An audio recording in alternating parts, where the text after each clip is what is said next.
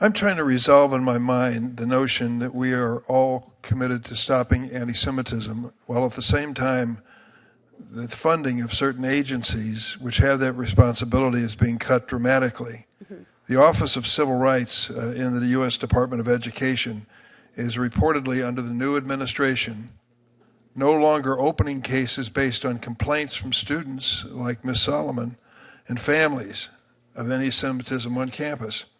Instead, they're focusing on so-called directed investigations ordered by the new administration. Employees have said that they've been told not to communicate with students, families, and schools involved in cases launched by the previous administration, with the exception of disability-related claims, and to cancel scheduled meetings and mediations. The funding of this Office of Civil Rights is critical, and it's not been adequately funded for a long time, despite opening a number of Title VI investigations about anti-Semitism since the October 7th, 2023 terrorist attack in Israel. So it comes down to this. If we're going to close down diversity, equity, and inclusion, which is not only proactive but also reactive to discrimination, if we are going to underfund the Office of Civil Rights, we can have these hearings every week. In fact, we can have them twice a week. And the obvious question is, who's going to litigate the claims that are made of anti-Semitism on campus or anywhere else? If you truly want to stop anti-Semitism, you at least have to leave open the possibility that there will be some way to litigate your case. Ms. Solomon, have you seen this experience?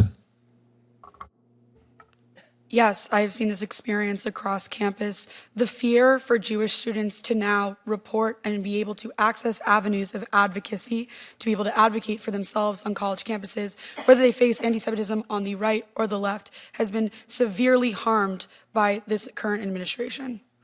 Mr. Rockland?